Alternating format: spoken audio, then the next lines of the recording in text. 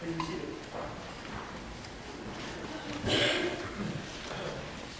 The reading today is from Luke 13, verses 31 through 35. At that very hour, some Pharisees came and said to him, "Get away from here, for Herod wants to kill you."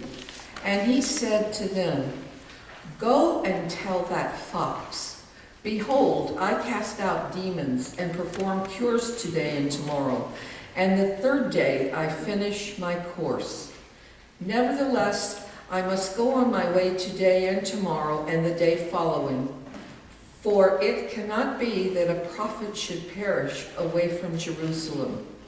O Jerusalem, Jerusalem, killing the prophets and stoning those who are sent to you.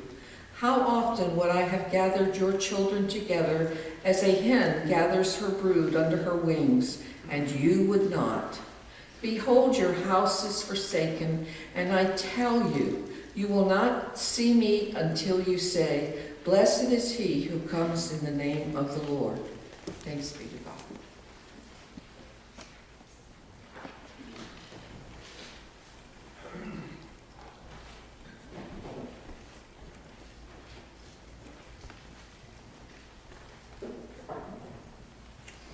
I'd like to thank whoever it was that invited me, or group that invited me, the vote that was taken, and had me here for a day.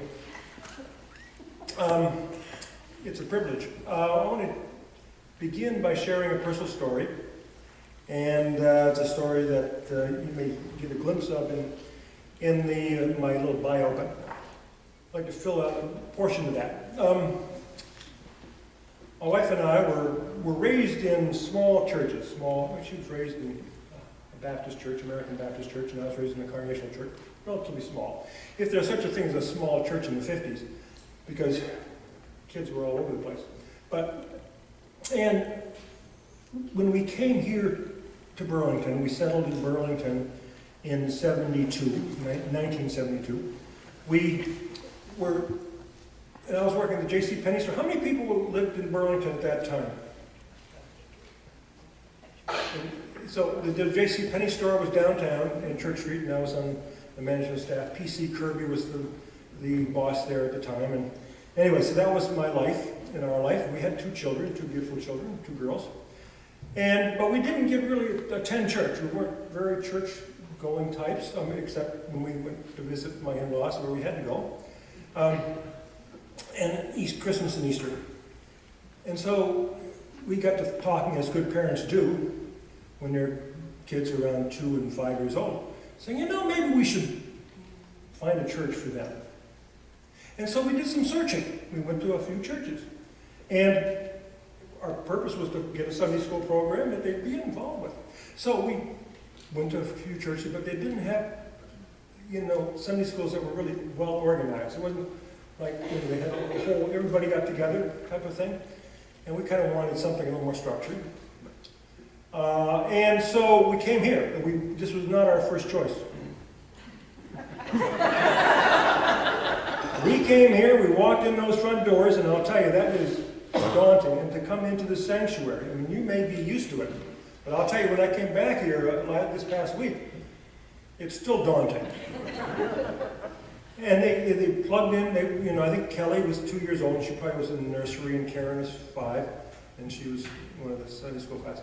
And so we were leaving. Dr. Lawrence was greeting people. He had this cloak on and handing out lollipops. And I don't think we got any, did we? We didn't get any.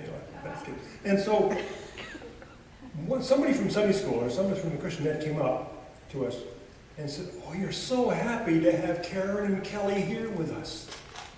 We're so happy. We love them." And now, parents, that's music. That is music. And they had pieces of paper with registration forms. They were organized, they were set, and we were home. And so we started attending for them. And I was sitting in this pew, maybe the 5th or 6th pew back. I was sitting, looking around, the choir was singing, and all kinds of stuff was going on. It was a huge church. And I said to myself, and this is serious, I said to myself, Gary, that's how I call myself that. This is something you will never, ever do. I can't picture myself doing it. I would never, ever be involved with something like that to that extent. I'll sit in the pew.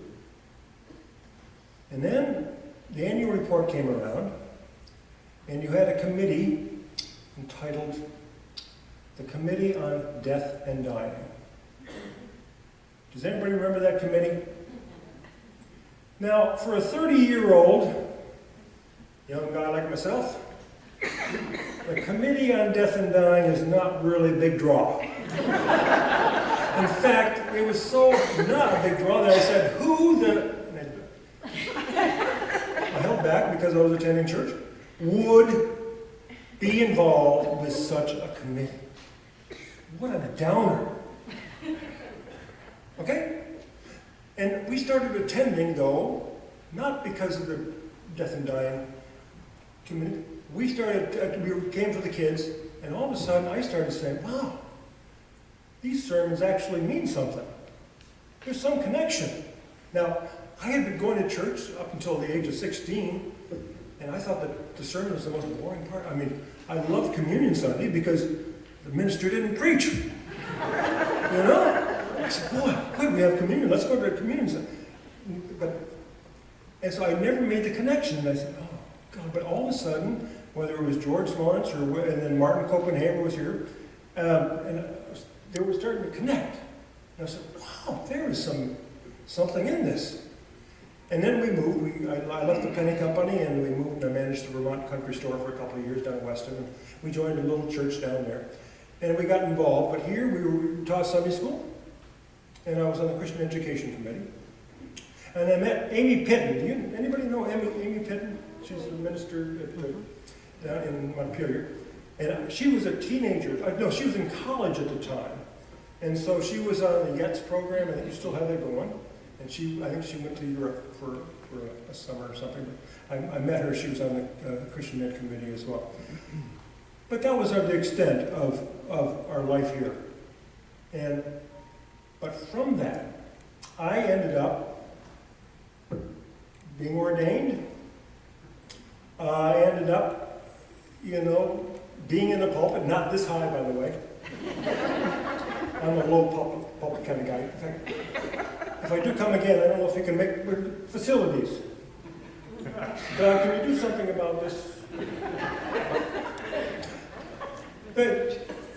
And then I got involved with the church and went to seminary, and we got involved with the Virginia's Congregational Church, and there we stayed.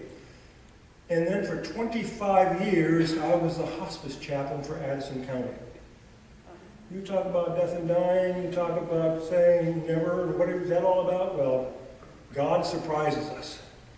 Life is never just a straight shot as planned or what you think in one particular day, and it goes on. So I'll refer back to this when I delve more into the message. So Jesus compares Herod Antipas to a fox. Tell that fox. Now that's kind of a pointed word. That I'm going to be doing my stuff. I'm going to be curing people. I'm going to be healing people. I'm going to be out and about and reaching out and touching people for today and tomorrow and the next day. But I'm going to end up in Jerusalem.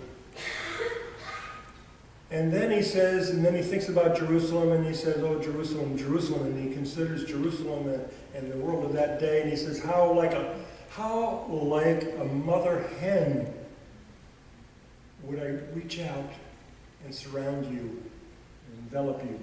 And so he compares the fox to a mother hen. Fox is Herod, he's the mother hen.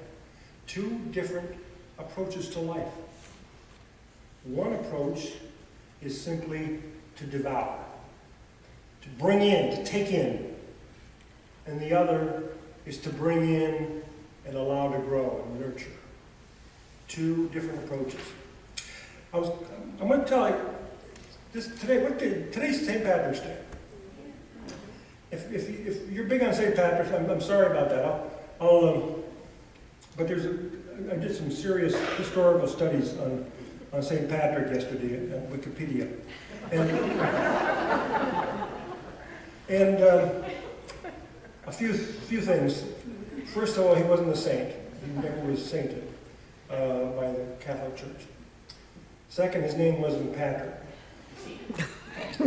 Third, he wasn't Irish. And fourth, he didn't get rid of the snakes. The snakes weren't there. So there's your St. Patrick's Day. So if you're going to go to Reraws after church, forget it. Now here's the story. Just don't, pop the balloons, you got to fill it in. This was in the 300s, late 300s. He was born in Scotland. His name was, I forgot it now, but it's a funny name. And it wasn't Patrick. And he was Scottish. And it was kind of controlled by the Romans. Romans were controlling most of the world, except they did not control Ireland. Ireland was heathen territory, the Druids, the Celts, but they were really pagan, but they were very mean. They would war against each other. It was very violent. And they would have raids that would go to catch people in Britain and enslave them. And so in one of these raids, they enslaved this fellow that would soon be called Patrick. And he was 16 years old. And they brought him. And so for 6 years, he was a slave working in the fields as a shepherd. Now, he came from this aristocracy, at least whatever aristocracy could be back in 400 and something. And his family was religious, but he really was almost an atheist. Later on, he claimed himself almost an atheist. But once he was on that ship with those thugs, he was praying to God, because his vision of God was a God that was a judge. And God was judging him, and his captivity was a direct result of God's judgment on him for not being a true believer. And so for the next 6 years, he's praying. He prays and prays and prays. And through those prayers and through his connection and learning about the Irish language and all of that's going on there, he has a whole different sense of God. A God that loves, a God that's with you in the pits. And he took that love. And so he received a dream. And if you want to exercise in some stuff, dream stuff is pretty interesting. Carl Jung did a lot of stuff with dreams. And that's just an aside. And you're welcome. So he dreamt that God is saying, you've got to get out of here and get home. And so he escapes, and he goes home. Okay, and he's in his early 20s. Goes to France, I think, but he's really locked in with God. And he becomes a bishop of the church. And so, like 30, 40 years later, he goes back. He gets another dream to go back to Ireland. And he goes back to Ireland. Can you believe that he's going back to the place with all the thugs and all of that negative life? He's going back, and he is showing them about God's love. And he has a strategy, and he approaches it, and he baptized 120,000 people. He had 300 churches he started, all turning that little island from, not completely, I mean, there was work to be done afterwards, but into a place of love and care versus just RRR. The RRR hasn't all gone away. But that's kind of the story of, and he was called St. Patrick there. They call him Patrick. And I think it's because Patricus or something is Latin for father. That's how that came about. So there's a story of St. Patrick. Now, let's get back to the fox and the hen. When we look at the story of St. Patrick, we see the fox would be the Ireland where everything was They go and they capture people for their own benefit. Just simply their own benefit. It wasn't for the benefit of the people. But Patrick, I'll call him Patrick, because I forgot his real name. Last name was Succott, S-U-C-C-O-T. But he did not have his self first place when he went over to Ireland. He was thinking about them. And he went in there knowing their language, knowing their system of living, and being immersed in it, and just sharing love and talking about it. And in that, it was transformative. And so when we think about our lives, the lives of this church, historically, this church as it transitions into a new chapter, a new exciting chapter, those are places where we say, there is life. And we are, you have been, and you were the mother hen to a young family with at least a father that just came for his kids. You were the wings that embraced us, engaged us into life. In fact, one of the big deals I had, I knew finally where the forks were in the kitchen. If you know where the forks are in the kitchen, you are part of the community. And you allowed me, or your predecessors, allowed me to know where the forks were in the kitchen. And you're doing it now. And you'll be doing it in the next chapter. And so that's a communal corporate ministry that you've had over the years, and the only ministry that I can claim because of my knowledge and our knowledge of this place and space. And the faces have changed, but the spirit is still there. Now, it's one thing to talk about groups, and it's another thing to talk about individuals. When Jesus said to Peter, what do people say? Who do people say I am? And Peter gave him all kinds of answers. Who do you say I am? And I, hey, let's not do that. Let's just talk about the people. Individually, what is our responsibility? Individually, are we more of a fox or a hen? Are we more of one that's going to just take in stuff for our own self-interest, or extend ourselves out to others for their interest, and give ourselves for their interest? That, I believe, is what we're called to be. Extensions. You can call yourselves feathers, wings, whatever you want. The extension of Christ into the world. Now, back in 1979, new people would actually walk through that door. Not so much now. There's a whole lot of options on Sunday. Penny's wasn't open on Sunday morning, right, by the way, back then. We have to be out there. We have to extend those wings and touch the lives of others. Not in a controlling way, not in a self-serving way of who's going to serve on the stewardship committee, but in a way that says, just as who you are welcome and in your embrace, because that's exactly what God is saying to you, to me, and to everyone walking on that street is God loves that person. God loves you, no matter who you are or where you are on life's journey, as Ann said. We are blessed. We are blessed with a ministry of inclusion. We're blessed with a tradition of just reaching out and touching. And you are blessed with new chapters that you're approaching. And it is a dynamic church. It has been, is, and will continue to be a dynamic church as you extend yourselves into the world in a loving embrace with those wings of Christ, wrapping those who are hurting. Because guess what? Each and every one of us, in our own way, is hurting. And we need each other. Thank you. Amen.